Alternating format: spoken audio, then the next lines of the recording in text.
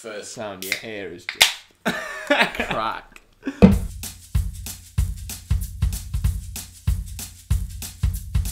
Hello, my name is Jordan Davis and welcome to Not From The Bottle, the show where I, alongside my good friend Matt Rogers, debate the issues, big and small, of a certain topic with our own, often irrelevant stories thrown in for good measure. Alright, let's begin.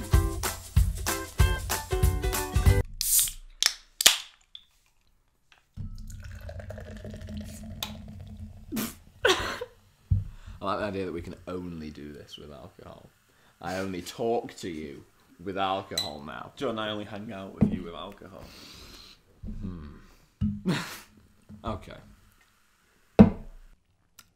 Hi there, welcome back to another episode of Not From The Bottle with me, Jordan Davis, and him, Matt Rogers. Today, the topic of the whole show is childhood, and more specifically parenting, but childhood is the overall theme. And the first thing that we're going to discuss, and this is something that I feel that we disagree on, and that is, in my opinion, something should be saved for adulthood. Some things should be held back until you are old enough to appreciate them, and also I like the idea. The main reason you're holding it back is because you're still saving your virginity for adulthood. For adulthood. Whenever that begins.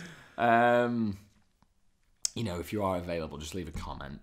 I think that some of my best memories of childhood are the simpler times. You know, the times before, you know, like you've already alluded to sex already, Matt. It's just so prevalent in your mind. But I think it wasn't just, and I know we're going to come to sort of the playing out thing, but I just mean before the days when, you know, you had to have a condom in your wallet. You don't think they were simpler times, man? Do you don't think they were better times? You know, purer pulling times. Out. Well, I just think, well, at what age do you think you should get drunk for the first time? Well, me personally, I was about 13, 14.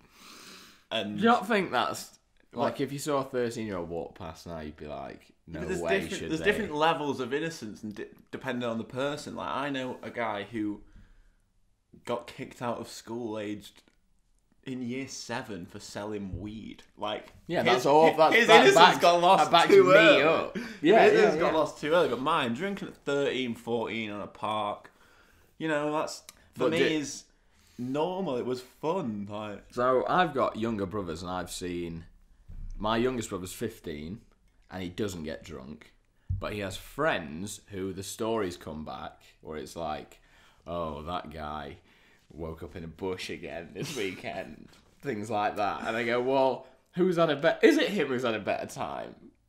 Well, he has more. He's woke up in a bush. I was gonna say he has more memories, but he probably doesn't remember it. But by choice. He's just. I just feel, Matt, that. So the first time I got properly drunk was Freshers' Week of second year of uni. That's so tragic. I'll tell you the story.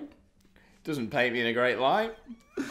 So I had the whole of first year sober. Just went to nightclubs and was like, don't get why people are drinking. Insane. Ridiculous.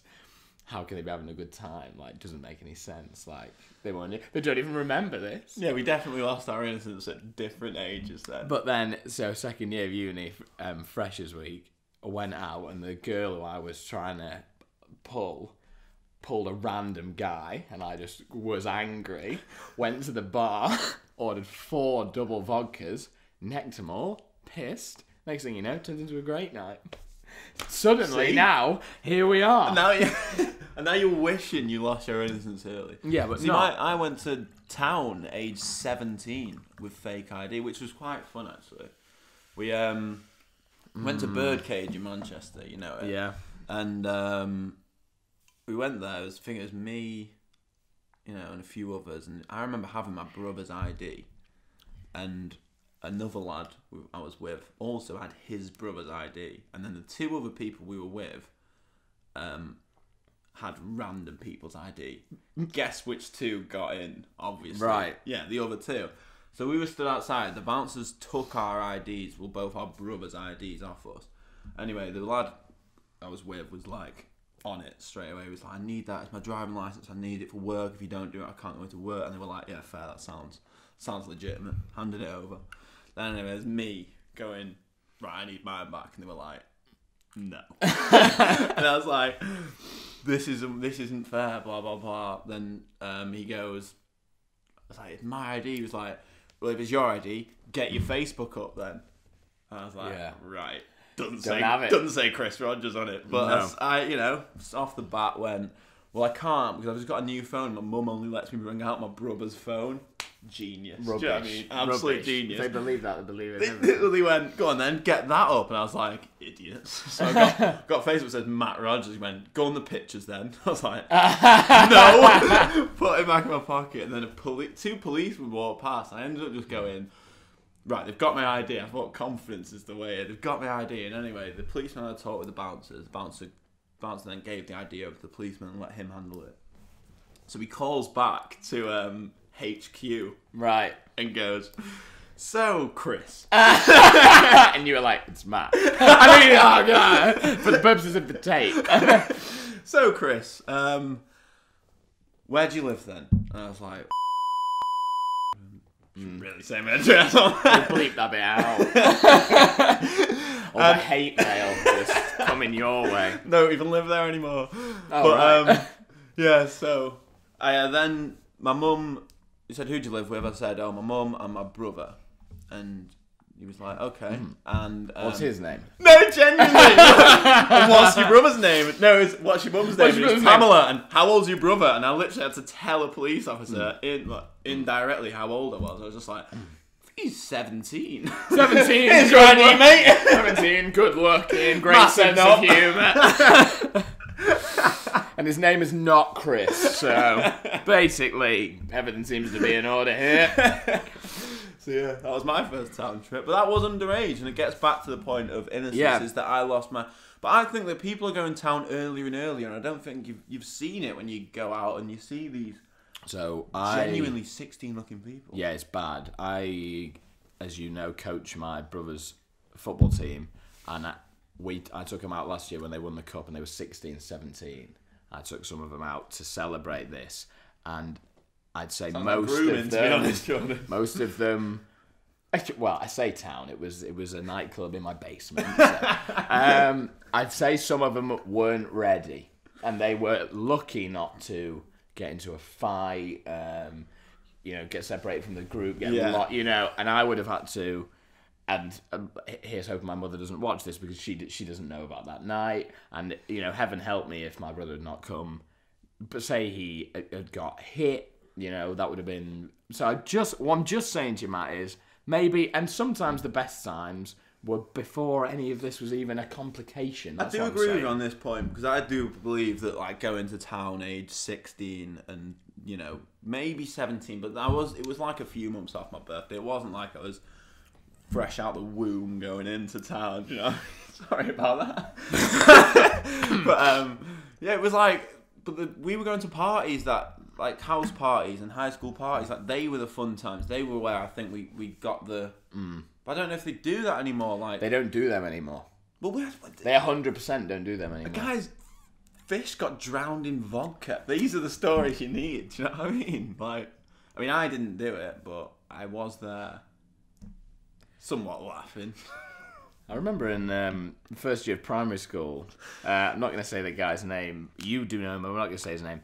He poured sand in the fish tank in reception. And I swear, I bet he's the punishment, he was so punished. I don't know if it was the teacher's That's fish. like the opposite of drowning for a fish, lobbed isn't some it? sand in. And he wasn't allowed out for at least a week at lunchtime. He was ridiculed, crying. The guy was 4 or 5. Awful for him. I remember it now. I'm 22. This is an 18-year-old. This is an 18-year-old memory, and that's how heavy. Wow. Yeah, that is not what you need. But anyway, we'll leave that one for the viewers at home. Do you agree with me that maybe you should just lay off? I just feel if you're jumping into alcohol age 15, you're going to be drinking alcohol when you're 30. Well, but you can't do what you can do at 15 when you're 30. but I think you and passed quite the right age. too. I think you're past the age of like, you going and playing Manhunt. I was past that maturity stage. I didn't really want to be going playing Tig age 15. You have an older brother, so you'd maybe seen. No. I actually went out and drank before my older brother did. That's weird. Because I think I'm a negative influence for my younger brothers, whereas as the oldest, didn't have one. So anyway, we'll see what you make of it at home. You can press the I button if you are watching and cast your vote. Do you think that you should maybe just hold back, or should you just be diving in like Matt Rogers and, just drink whenever you want? Should you be a drinker whenever you want, like Matt Rogers? I've got a nude. Oh. Fancy looking lad. Bloody hell, what an all-round great guy.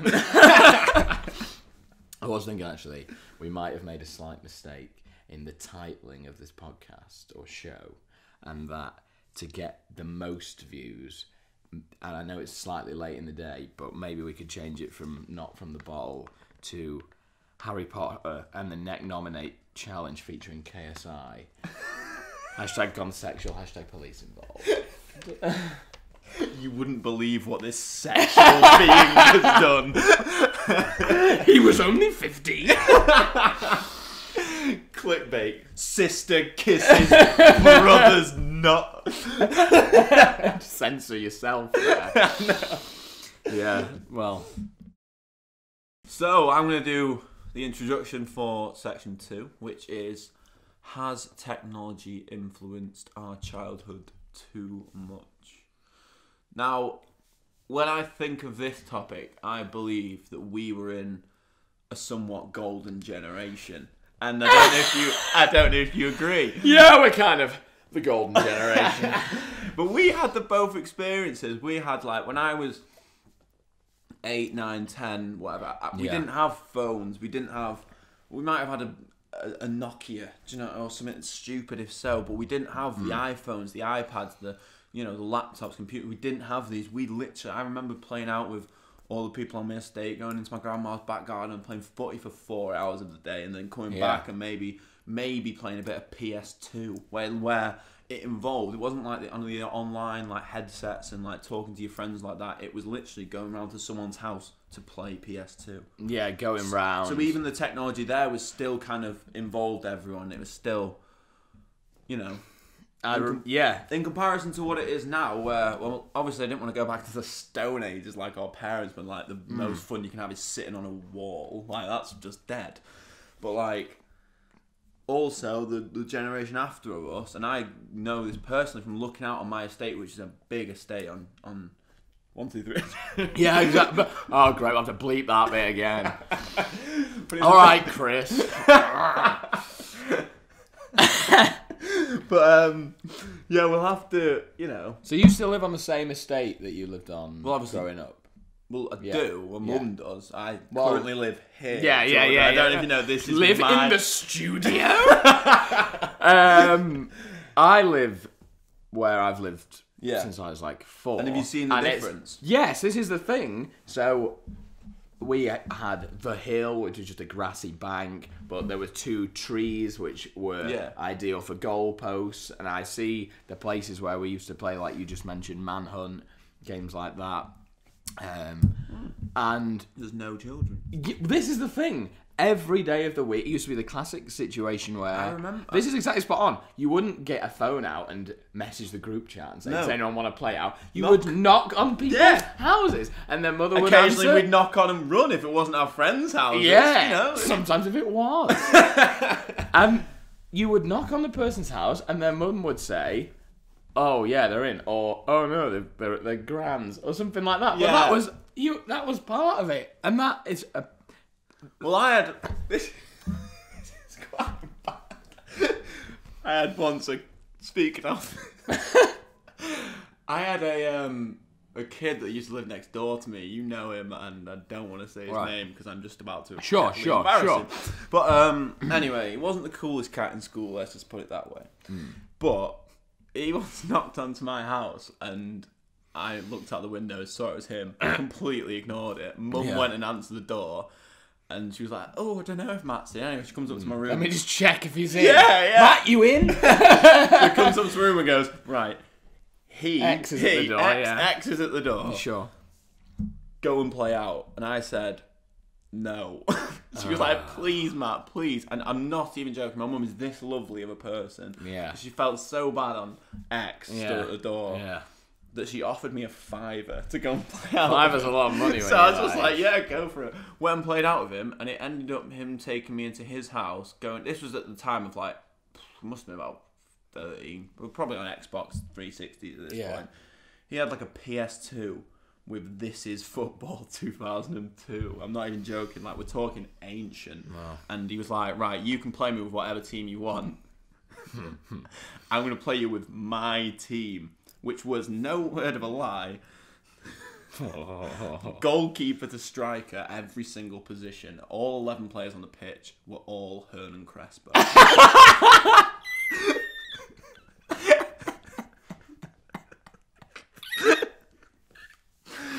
For some reason, Crespo 02 is his left back of choice. So, yeah. Oh, no. Yeah. Well, How did you win? technology quite clearly haven't influenced his childhood enough. Did really. you win Did I against win? 11 Hernan Jorge Crespos? I would hope so, Jordan.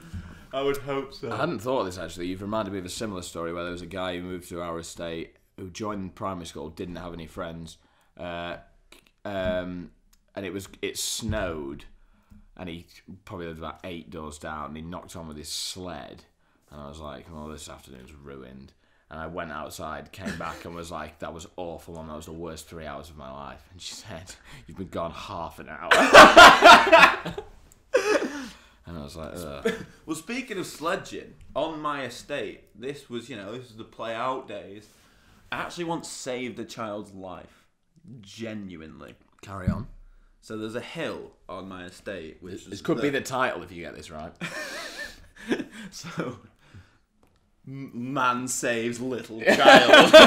But no, so there was this, basically we were sledging on this hill. When I think about it, not the brightest idea, but because at the end of the hill was the road, was my road, so where cars went past. He went down on the sledge pretty fast. The road where the cars went past. Okay, sure. Thanks for clearing that one. But he was round the corner, so the cars would come round the corner while we were sledging down a hill, and there would come a point where a car was coming, and he was going playing down in the this road. hill. I do remember was a thing. Yeah, but and like Kirby and that, everyone played in roads. But he was coming down the sledge, and his mum screamed, "Stop him!" So I had to run over, open my legs wide enough so his sledge went through my legs. I was only aged like 13 at this point, and grabbed the front of his sledge to stop his momentum. But in doing so, I then flipped over his sledge, right? Smashed my head against a rock, right? But I was in that much adrenaline, I didn't know I'd been damaged. And I ended up turning to my brother and his mate and being like, "Whew, that was mental." They were like, "Matt, I think you should go in and see Mum." I was like, "Why?" She was like, "You've got blood all down your face." So, without playing out... Would you say you're a hero? Have you been a hero all this time? Or a hero in training? Or what was... well, Jordan, I don't like to say it against myself, but a lot of people have, I've got a bravery award upstairs if you wanted to. How many people do you think are alive now that wouldn't have been? If Well, Matt back in Rodgers Nam. hadn't? Well, yeah, I think that's an interesting point you mentioned about getting hurt. I think part of what the kids are missing now, maybe I'm wrong and they're not all soft, but you got hurt and you went, yeah, what of it? Yeah. I remember playing, you played football in the road, the nets with the trees I told you about, but the curb, obviously, that can really get you if you don't see that coming. I remember face planting on the curb. Yes. You ripped your whole arm open. I've still got a scar from when I saved that boy's life. This is the guy. This is the guy. Ladies, if you want to comment down below your number or whatever, I'll be sure. Any kids need saving, just shoot you out there. So I think, obviously, what I would say is just for the balance, the Xbox generation now who can message their friends and talk over the headset, do they need to be in the same room? Like you and you, obviously the nostalgia of taking a PS2 memory card around to someone's house so that you can carry on that save game of whatever that you've been playing. And it had like 8 MB on. Yeah, like, was 8 MB. And it was about this big. If you had enough memory cards, you'd have to get a little sticky label and write the name or whatever was on it so that you'd... Well, that is great memories, obviously. But if they're playing on their headset and they're playing against all their friends, do they need to be in the same room, is what I'd say. So there is a social element to it, and I think the social element is important. So I do believe that technology has influenced childhood significantly. The question is, too much? Oh, definitely. You think too much? Definitely, without a shadow of a doubt. Well, it's only getting more, so if it's too much now, you've got to worry for the future. I do. Yeah. Thank God you're here to save lives, so that's fine. So yeah, if you're watching, feel free to cast your vote up in the I button in the top corner. Has technology influenced childhood too much? So there was 12 of them. Bollock naked. Not a condom inside. Guys, there's been a girl at the door. It looks like she's left something for you. I think it's a letter for you guys. Oh, cheers, man. Right.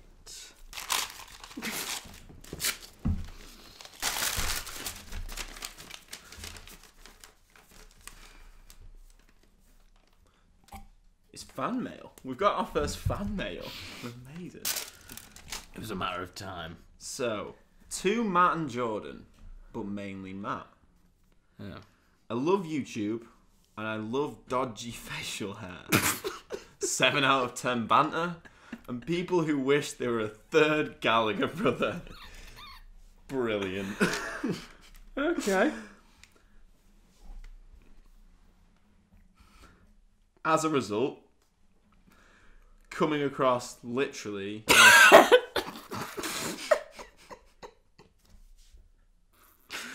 Your show is one of my favourite...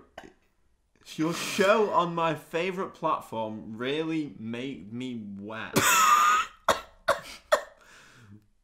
My appetite... Whet my appetite. Why do I have to read some fucking... This looks like it's been written by a child or someone actually having a wank. Or both. Coming across, literally, your show on my favourite platform really made me wet my appetite. What does that... For future, not from the bottle episodes. Watching your funny and insightful chats made me feel like you are inside me and my house. Which is good because I don't have many friends. All my love, Mary from Oxford. Aww. Beautiful. Bloody hell.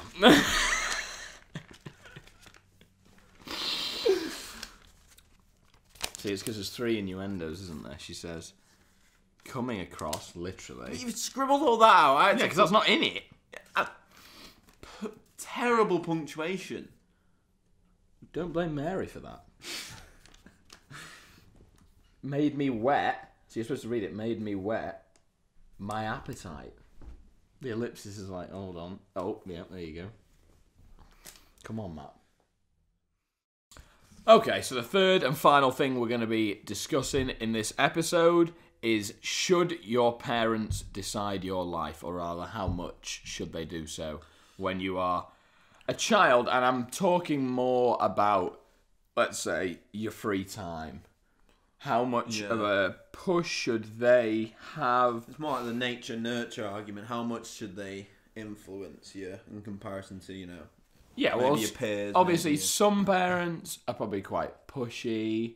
My parents didn't like Halloween, so we didn't do Halloween. They thought that was bad, knocking on the door, intimidating. This is what they thought of it, right? So that's their decision. So did your parents also force you to eat every meal between 2 slices of Warburton's bread?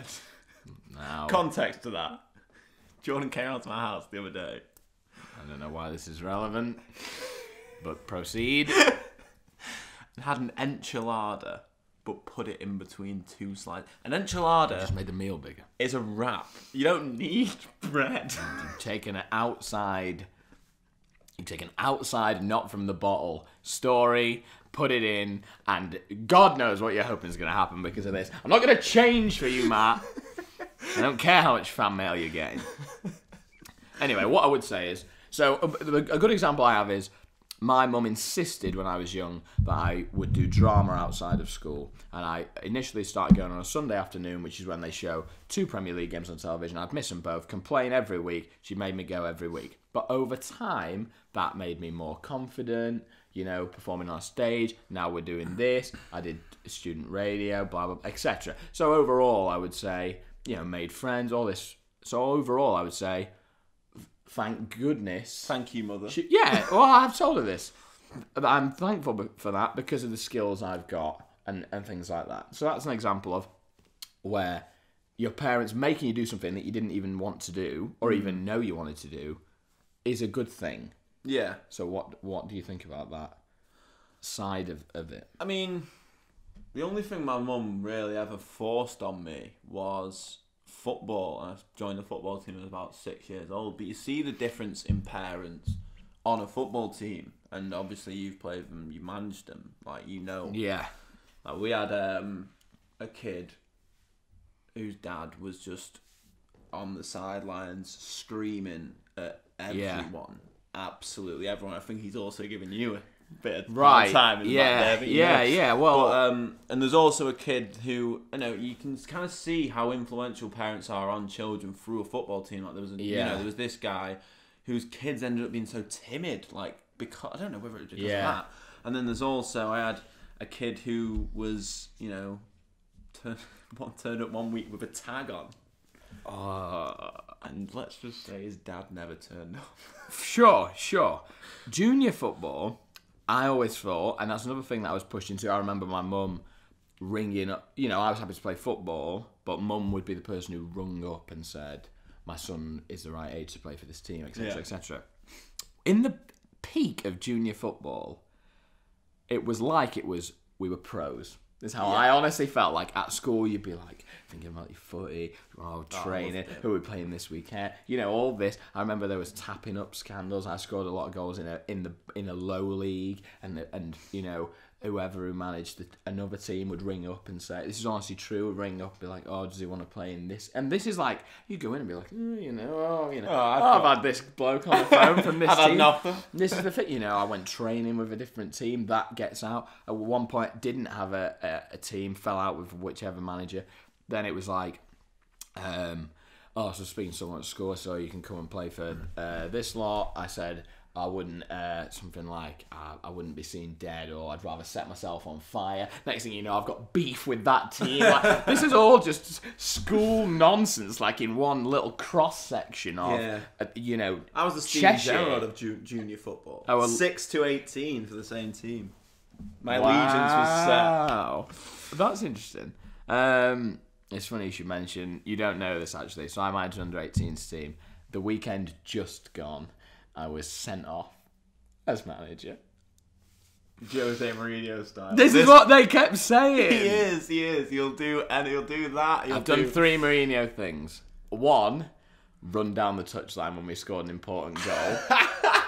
And I didn't even realise I was doing it. I honestly... Sunday League football. The worrying thing is I'd probably do it if it was under 12s. I ran down under 18s, fully, went mad.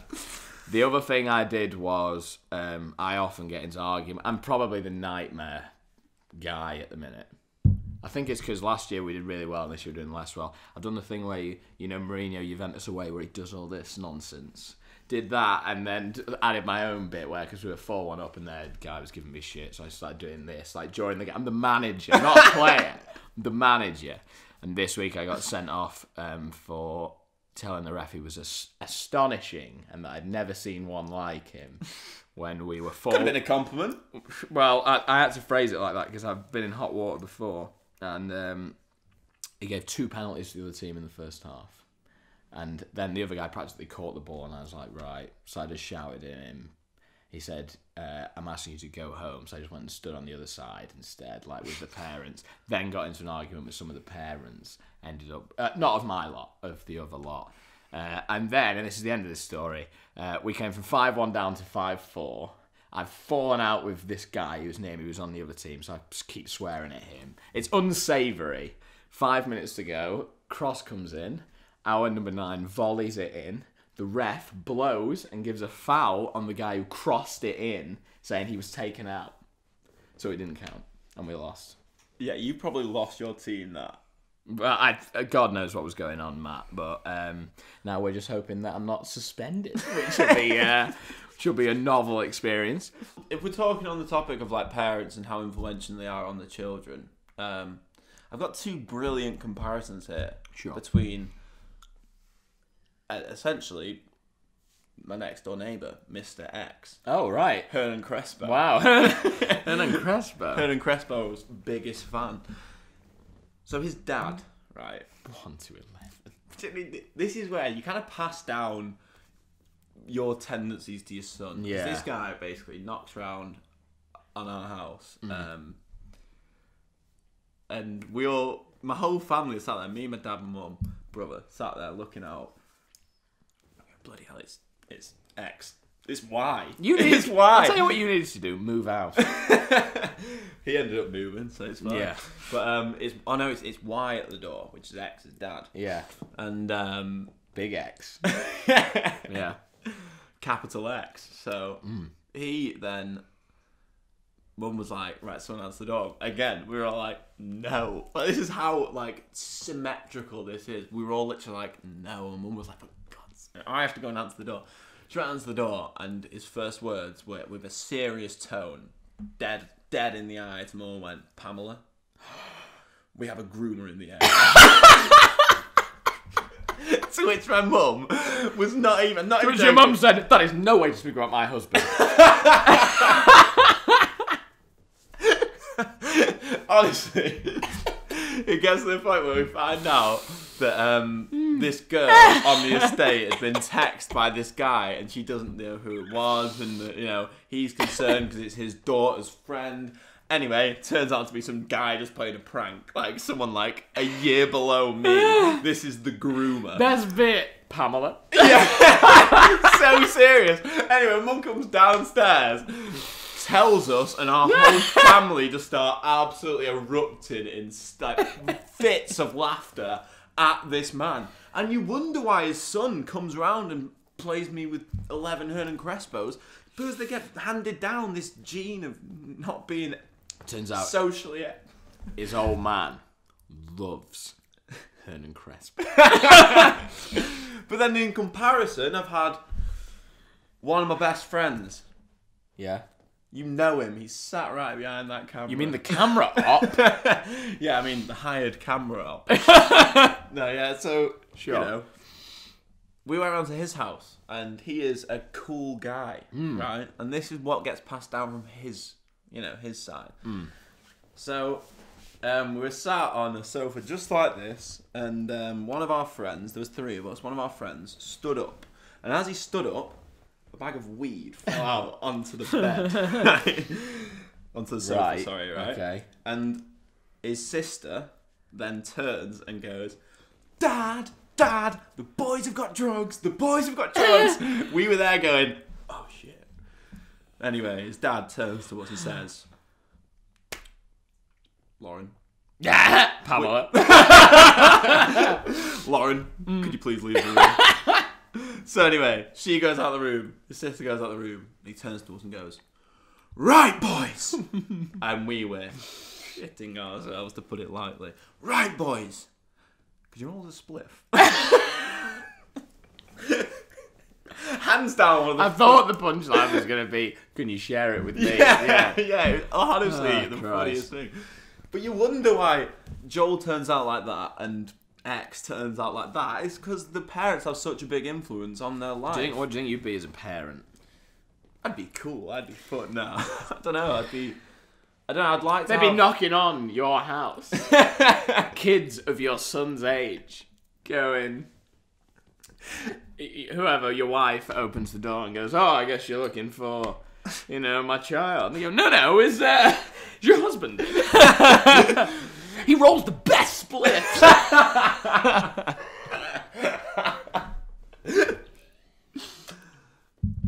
Yeah, boys. Dealing to my children's friends now, am I? Yeah, you can't wait. Feels like you're back in the game again. I've never been in the game, FYI. All right, I think that'll do it. So, I don't know how we're going to phrase this, but there'll be a question in the top corner about how much your parents should determine your life. Do you think, is there any argument for saying leave the child to, come to his own decision? For example, no. if they don't like football, Oh, if I had yeah. a kid, particularly a son, I think that's bang on. that's fine. Don't ever force them into No, it. the opposite. You would force My son is going to love Macclesfield Town. And if he's going to get his best, there's a trick, which is his best Christmas present every year. You write to X from, not X, but to my son. Terrible name. Imagine giving Christmas presents to him. From Macclesfield Town. Oh, bloody hell, a PS4 from, wow, so they love you, Mac Town. You should go you should go and support them, because look at what they're doing for you. They're the tricks, mate. Oh, you are terrible. No Santa, just Mac. The manager of Mac. John Askey in 10 years. Wow. Hopefully he's back anyway. Yeah, well, But, for you. Well, should you leave your kids to do their own devices? It's a double trick, really, because I would leave them to do whatever they want and be happy doing. If my kid wanted to do ballet, like that's I'm happy. If he wanted to do football, I'm happy. If she wanted to do wrestling, that's fine. Like, I'm not bothered. What if she said she was going to do? I'm gonna say pole dancing, then Jordan. His finger is on the button. I would. It depends how old she was. If she was about 12, I'd be like, right. She's just turned 18. Do you mean on the poles in like a career move? Erotic. Like a career move, She or wants like to do a dancing She wants to do move? erotic dancing. Well, I've done something wrong down the You're line. not. I've done that. I've given her some She's sort a of trauma, and it's her rightful decision. She's to a do product so. of her mother's upbringing, I'm sure. But on the flip side, if there's a kid who I know who probably didn't get enough parent forcing, who on the bus used to try and light people and set them on fire. He once opened a lighter. This was probably like age 14 as well. Threw it on another kid. Yeah. And then started to light him. The other kid turned around and went, "What are you doing?" He went, "Oh God, you're such a fairy." He went, "No, you're trying to set me on fire." poured all this petroleum on him. I'm wearing flammable clothing. I remember him shouting, "I'm wearing flammable clothing." Wow, the bus sounds like it really. Oh, it did. He was also in cigs at the back of the bus, like when it was illegal to smoke inside. Like, never mind on a bus full of school children. I hope he doesn't watch this, because he's probably a crack. If he watches it, our target audience is really not what we were going for. So, He was thinking that those two crimes would potentially offset. Loophole school bus. Got you there. Oh, Christ. Well, there you go again. Classic not from the bottle. If you hit that I button, you can cast your final vote on today's episode on childhood. It's been an absolute pleasure doing it again with you, Matt. Thank you very much. absolute pleasure. Pleasure is all mine, in fact. Oh, wow. There you go then. We will see you again soon. Take care.